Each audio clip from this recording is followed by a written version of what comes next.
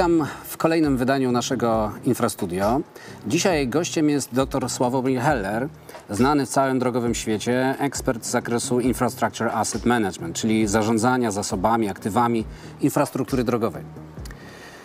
W Światowej Organizacji PR, która zrzesza niemal wszystkich narodowych zarządców dróg, w Komitecie Technicznym Asset Management jest delegatem Niemiec.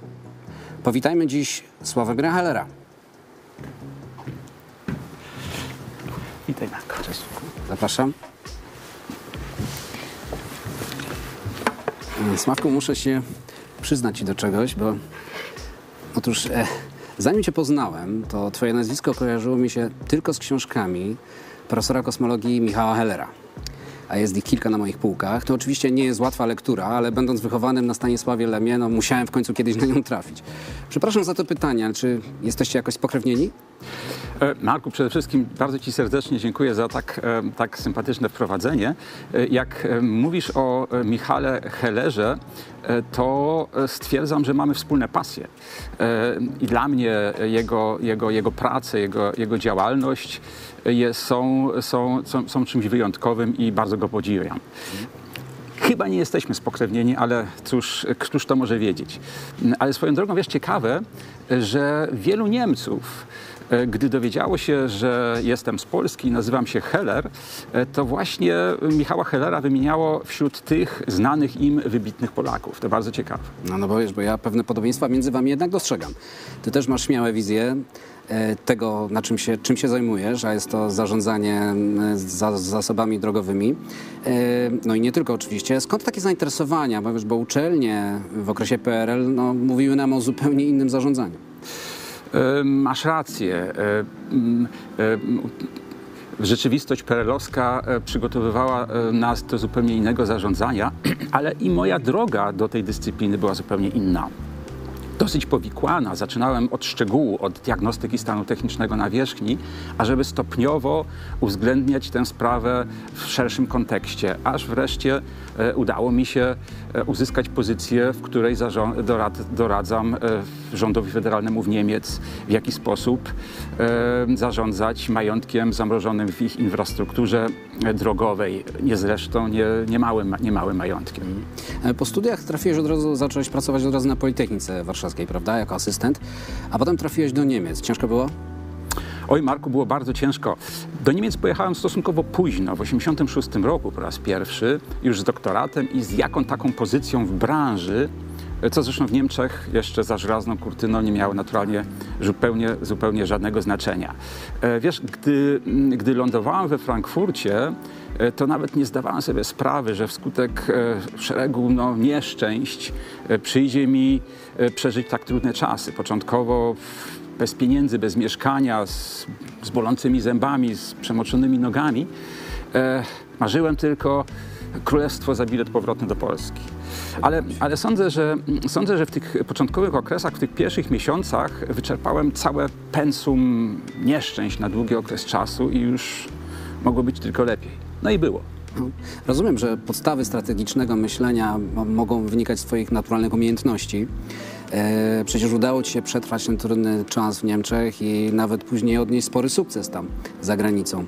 Tyle, że przy tworzeniu systemów wspomagających zarządzanie potrzebna jeszcze jest wiedza z zakresu IT. Sam nad tym wszystkim pracowałeś? Tak. Programować zacząłem już w Polsce w połowie lat 80. Wtedy było powszechne, że inżynierowie łączyli wiedzę techniczną z wiedzą informatyczną. To bardzo przydało się w Niemczech. To była już specjalizacja. Praktycznie rzecz biorąc, inżynier budownictwa z umiejętnościami programistycznymi należał do rzadkości. Tak więc po paru miesiącach programowałem już w Turbo Pascalu profesjonalne programy, które mój ówczesny pracodawca TÜV Hesja sprzedawał na rynku niemieckim, co było notabene dla mnie ogromną satysfakcją. No i wówczas pojawiły się już te poważne kontrakty. Jak to się stało, że naprawdę poważni, publiczni klienci w Niemczech zaufali ci? Wiesz, to był ciąg bardzo szczęśliwych okoliczności. Zacząłem pracę na bardzo podrzędnym stanowisku, miałem kontrakt dwuletni właśnie z TÜV Hesja i później po tych 2 latach miałem wrócić do Polski.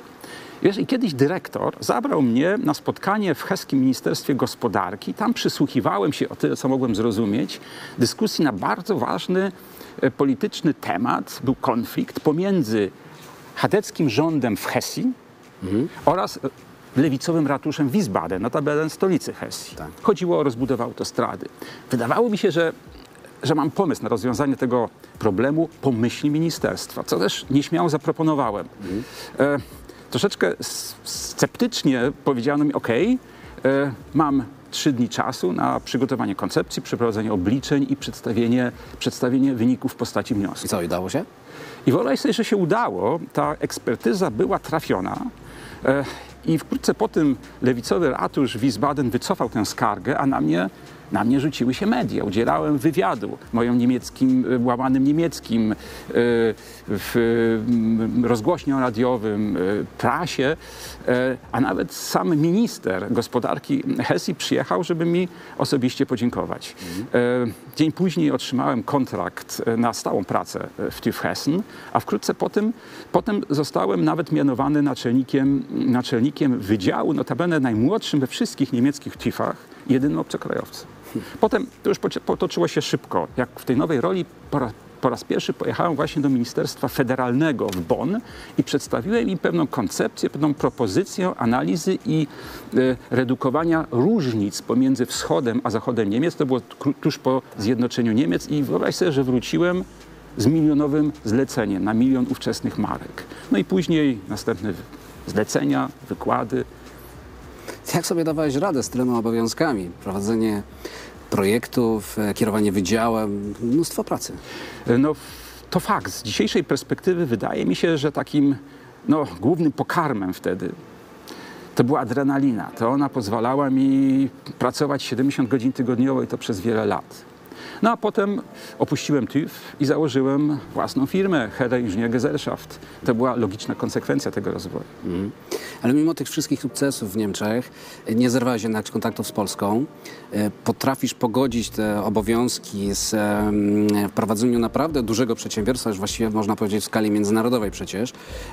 Potrafisz je pogodzić z częstymi wizytami w kraju. Jak to robisz? No właśnie, ale przecież to właśnie ta kombinacja tej mentalności niemieckiej i polskiej, ona daje tę fantastyczną mieszankę. Moje 2 firmy, niemiecka Heller Ingenieurgesellschaft i polska Heller Consult, stanowią pewien jeden organizm. Mam 80 wspaniałych ludzi po obydwu stronach granicy. Do Polski przyjeżdżam stosunkowo często, staram się raz w miesiącu, gdyby nie pandemia teraz. I cóż, utrzymuję w dalszym ciągu kontakty z Politechniką Warszawską, prowadzę zajęcia na studiach podyplomowych, notabene w najbliższą sobotę jestem na obronie moich dwóch dyplomantów. No, a co z rodziną? Rozumiem, że są razem z tobą, tak? Mieszkają w Niemczech. Tak, rodzina jest razem ze mną, mieszkam razem z żoną, Elżbietą, również z dorosłymi, są już też w Niemczech dorosłe dzieci, Katarzyna i Piotr. Wszyscy jesteśmy wyłącznie na polskich paszportach i staramy się jak możemy działać na rzecz dobrych stosunków pomiędzy Niemcami a Polską. Moja żona przewodniczy nawet Polsko-Niemieckiemu Stowarzyszeniu Kulturalnemu już od lat. Kilka lat temu razem z Politechniką Warszawską i Polskim Kongresem Drogowym uruchomiłeś inicjatywę edukacyjną o nazwie Inframa. Możesz coś powiedzieć więcej na ten temat? Wiesz, Marku, pomysłowi, inicjatywie założenia Inframy towarzyszyło moje przekonanie i pewność, że to właśnie ogromne i wciąż niewykorzystane rezerwy tkwią właśnie w zarządzaniu infrastrukturą, gdyż potrzebujemy ludzi, którzy są otwarci na nowe wyzwania. Potrzebujemy asset managerów, ludzi, którzy myślą i działają niestandardowo, którzy łączą wiedzę techniczną z ekonomiczną, może ze społeczną. Ludzi odważnych, ludzi, którzy nie boją się popełniać błędów. I Tacy ludzie nie rodzą się na kamieniu. No nie. Inframa ma właśnie ambicje być kuźnią takich ludzi. No, słuchacze waszej akademii zwracają uwagę na nietypowe metody, które stosujecie na swoich warsztatach, szkoleniach. Na czym one polegają? No faktycznie mamy sporo nietypowych metod. One są zauważalne. Cieszy nas bardzo, że absolwenci naszych kursów stwierdzają, że na podstawie praktycznych ćwiczeń budowania piramidy na przykład z makaronu poznali całe mnóstwo niuansów zarządzania ryzykiem. Często rozpoczynamy nasze zajęcia od sformułowania kilku pozornie oczywistych tez, a potem w trakcie zajęć wszyscy wspólnie je obalamy, a tym samym pokazujemy, jak niekorzystne są pewne czasami stereotypowe podejścia do pewnych spraw. Także permanentny dialog pomiędzy prowadzącymi, ale również pomiędzy prowadzącymi a uczestnikami, to jest właśnie to, co wyróżnia Inframa. To w takim razie bierze udział w tych spotkaniach. Dużo już edycji mieliście? No, organizujemy je głównie dla zarządców infrastruktury drogowej w ich siedzibach. Dostosowujemy program zajęć do charakteru ich zadań. No i znajome otoczenie sprzyja tej otwartości dyskusji, która jest dla nas tak bardzo ważna. Ale na przykład dla austriackiego zarządcy autostrad ASFINAG organizują raz w roku w tym trybie całodniowe warsztaty właśnie w Wiedniu na tych zasadach. Ale również kierujemy nasze warsztaty, naszą ofertę do zarządców polskich, do polskich zarządców dróg krajowych i wojewódzkich. Za 3 tygodnie jesteśmy w Olsztynie i mamy zajęcia dla ZDW w Olsztynie. Ale są też inne formy. W ubiegłym roku podczas pierwszego kongresu zarządzania infrastrukturą drogową Inframa zorganizowała wspólnie z partnerami 4 warsztaty dla bardzo zróżnicowanej publiczności. Poza tym pod szyldem Inframa organizujemy również właśnie wspomniane przeze mnie studium podyplomowe na Politechnice Warszawskiej, a także wykłady w Wuppertalu, w Brunschwigu. W końcu Inframa to przecież akademia. No. Pamiętam, Sławku, jak 2 lata temu spotkaliśmy się razem w Darmstadt i zainteresowałeś się wówczas metodyką BIM. Było między nami sporo rozmów, dyskusji, czasami również emocji podbitych. Jak dzisiaj postrzegasz BIM, zwłaszcza w kontekście zarządzania drogami, infrastrukturą drogową, na których przecież najlepiej się znasz? Marku, to, że zainteresowaliśmy się BIM-em, że weszliśmy w tę dyscyplinę, zawdzięczam Tobie. No, dziękuję bardzo. Jak 2 lata temu zaprosiłem Cię do Darmstadt, to wiedziałem bardzo dobrze, co robię. Swoją fantastyczną prezentacją oraz rozmowami, które prowadziliśmy, zaraziłeś tą tematyką całą moją załogę. Przez te ostatnie 2 lata pracujemy bardzo intensywnie w ramach BIM-u, przede wszystkim doradzając właśnie administracji drogowej, w jaki sposób wykorzystywać BIM dla celów zarządzania infrastrukturą transportową, przy czym koncentrujemy się na 2 aspektach. Po pierwsze, na bardzo silnym podkreśleniu tego, że jest konieczna współzależność pomiędzy BIM-em a asset management. A po drugie, zajmujemy się implementacją BIM dla zarządzania całym portfolio infrastruktury, również komunalnej, tak więc drogi, kanały, telekomunikacja. Czyli wynika z tego, że przekształceniu uległy również wasze warsztaty Inframa, prawda? Dużo jest w nich teraz treści dotyczących BIM. Jakie mają one charakter i czym właściwie różnią się od setek innych szkoleń BIM? No właśnie. Początkowo mieliśmy problemy, ponieważ musieliśmy przezwyciężać ten stereotypowy obraz BIM-u jako programowania w 3 wymiarach. A przecież ostatnia dekada, szczególnie w krajach brytyjskich i w Skandynawii, to okres, w którym pokazano, że BIM adresowany jest znacznie szerzej. Także, a być może nawet i przede wszystkim do zarządców i właścicieli infrastruktury. Także to właśnie zarządcy i właściciele infrastruktury są odbiorcami naszych szkoleń, o które pytasz, aczkolwiek sformułowanie szkolenia szkolenie jest nie bardzo adekwatnie, nie bardzo dobre, ponieważ są to raczej warsztaty. Warsztaty, podczas których słuchacze sami dochodzą do właściwych rozwiązań. Tym warsztatom towarzyszą debaty w postaci dialogu, w którym prowadzący przedstawiają często alternatywne rozwiązania i wspólnie ze słuchaczami je dyskutujemy. Że jesteś wizjonerem, to już dzisiaj sobie powiedzieliśmy, wszyscy o tym wiedzą, którzy cię znają.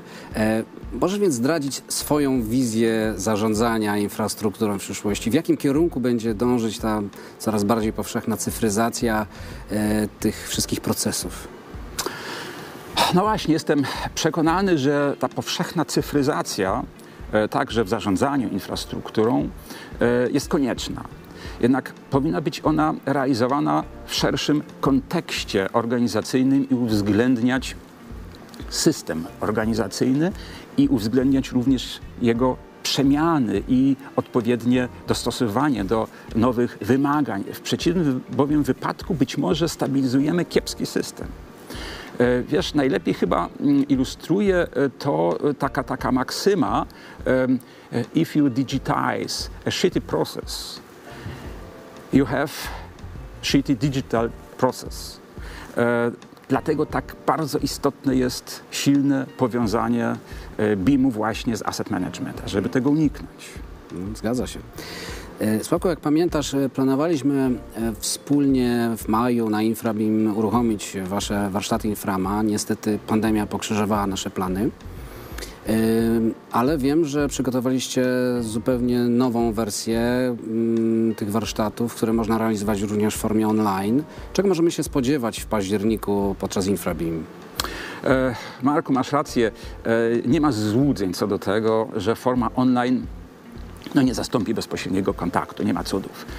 Aczkolwiek jesteśmy przekonani, że uczestnicy nie będą odbierali tego jako właśnie wydarzeń, w których są tylko i wyłącznie słuchaczami, a będą czuli się jako aktywni uczestnicy i zaangażowani także mentalnie w proces, który tu przygotujemy. To jest pewna, być może nawet niespodzianka, ale jesteśmy przekonani, że będziemy w stanie pokazać nie tylko, jakie jest miejsce BIM w asset management, ale jak jest to ważne miejsce, jakie z tym związane są szanse i zagrożenia. Także cały mój zespół jest niezwykle podekscytowany tym wydarzeniem, które odbędzie się niebawem oraz naszym udziałem w tym wydarzeniu. Sławku, bardzo ci dziękuję za dzisiejsze spotkanie, za fantastyczną rozmowę. Zatem w październiku razem ze swoim zespołem poprowadzisz nowej odsłonie warsztaty Inframa. Wiele osób czeka z niecierpliwością, wypytuje się nas. Zapraszam również i Państwa.